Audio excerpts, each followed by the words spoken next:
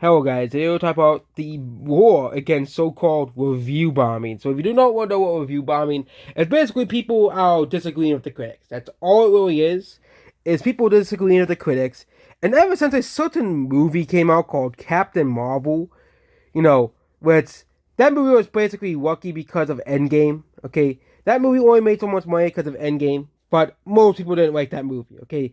Most people didn't like that movie, and they just can't accept the fact that people don't like Captain Marvel. They don't like Brie Larson's portrayal of the character, okay? And they made a second movie, and guess what? No one went to go see it. It was one of the biggest box office failures of all time. So Rottentomatoes had to change the score for a second time, so he could prevent a Captain Marvel 3 from failing if they ever make that, which will never happen, because no one watched the second one. Okay? Basically, the announcement came to, it's the first way they changed when they changed the scores for Captain Marvel. Well, I bet the reason why they changed the scores is because Acolyte failed, because no one went to go see Acolyte, because no one liked the show. Okay? Yeah, but audience score dropped for Popcornometer. Okay?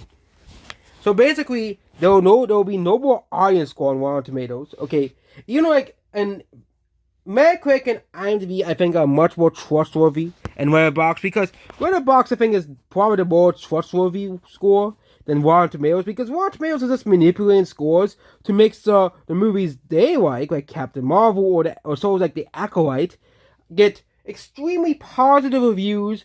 Everyone loves The Acolyte. Everyone loves Captain Marvel and the Marvels, and they love this. Everybody loves these movies. Everybody loves them. It's just gonna kill Rotten Tomatoes, because no one's gonna use Rotten Tomatoes. I wouldn't be surprised if use of the Rotten Tomatoes tomato score thing gets used less than videos. And I wouldn't be surprised if someone makes an alternative that allows people to dislike movies and TV shows. Okay? Yeah. And basically it's so this here from the new verified Popcornometer system here. And they want you to use Fandango to review a movie. Like, really? Well, if you watch it on a streaming service, or if you watch it on, DVD, Blu-ray, does your opinion not matter because you don't use Fandango to watch a movie? Okay? Here, but yeah. Audience score also be dropped from TV shows as well. Yeah. While though user ratings of a verified technique on here, the TV shows will not be verified, which means they will be dropped. Yes, yeah. And Rotten Tomatoes is an absolute joke of a site, because they don't want movies being hated. They don't want movies being, they don't want movies that are disliked. Okay, they don't want people to see the truth. Like, the Little Mermaid remake, IMDb really changed the system to make sure The Little Mermaid had a good score, when most of the people didn't like the movie, okay? Because they didn't want, and Rotten Tomatoes and all these big sites, I won't be surprised in the next coming years to get replaced by something else, okay? Because they're doing this to protect Disney. They're doing this to protect Disney and the Disney company. Disney is paying these companies to protect their movies. Disney is paying all of these companies to protect their movies. Okay, to protect the movies. I think the reason I don't go after Metacritic is because people use Metacritic to read same thing of Letterboxd. They're like the least popular of the big ones. But Rotten Tomatoes, is going to lose its popularity because they continue to stifle what the people think about movies. Okay, if people don't like the Marvels, people don't like the Acolyte list or Little Mermaid, people should be allowed to express that opinion. But I had to be fixing the score for Five Nights at Freddy's when most of the FNAF fan base liked the movie, okay? And yes, most of the non-FNAF fan base said the movie was bad, but the FNAF core fan base said this was a good movie. It represented FNAF pretty well. But the critics and, of course, IMDb had to rig their score to make sure the movie looked bad. And the movie was okay, but I'm not the biggest fan of the Five Nights at Freddy's franchise, so of course, I didn't really care for the movie, okay?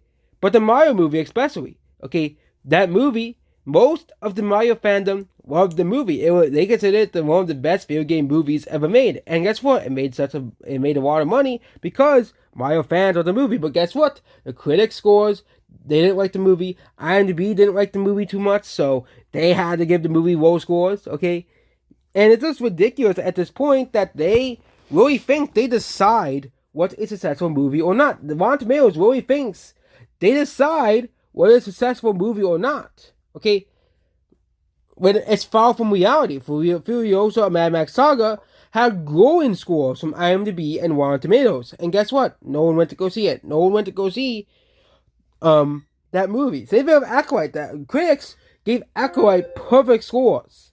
No one liked the show. Okay, and they don't like the fact that they're losing the power, so they're taking away our way of expressing the fact that we don't like a movie or so. Of course, I haven't watched the Acolyte, so I don't. I just know based off what everybody else said that the show is bad. The show is awful. The show is terrible. Okay, but I think people should be allowed to express their opinion. Okay, these Rotten Tomatoes is basically stifling the First Amendment. Freedom of speech, freedom to protest, okay? Quote unquote review bombing is people just simply just disliking something, disliking a change or protesting something. It's it's like if the president basically said, oh yeah, you're not allowed to protest for whatever cause, let's say, for abortion anymore because you're harming the political landscape or something like that, okay?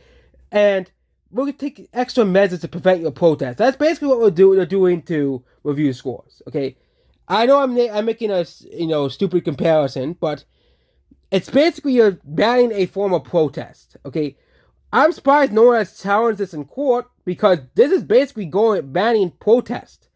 Because quote unquote review bombing is basically people protesting a bad movie or protesting a bad product, boycotting a bad product, warning people of a bad product, okay? That's why bad products on Amazon, they have no quote unquote review bombed. Or because people want to tell you that this product is bad, this thing is bad, okay? But these critic sites keep trying to say, the video game one, that one kind of makes a little sense, like, hey, come back and play the game, okay? They saw that people, reviewing The Last of Us Part 2 hours after the game came out, even though they probably didn't have played the game. They probably didn't even, gift the first 10 seconds of the game. They started clips on YouTube, so they gave the game a bad score without even playing the game, which is kind of pretty ridiculous. Okay, I still haven't played The Last of Us Part 2, but there are people who do love that game. So, but it isn't as popular as the first game. That's what I'm saying. The game was a very divisive game, but I still think people should be allowed to express their opinion on The Last of Us Part 2. And people did express their opinion. The game still has mixed ratings. So this is pretty sad that Rotten Tomatoes will not allow people to protest against bad movies. Okay, like the Borderlands movie or Captain Marvel, which means people are going to seek alternative voices, alternative ways to review movies. And that's about this video here. Goodbye.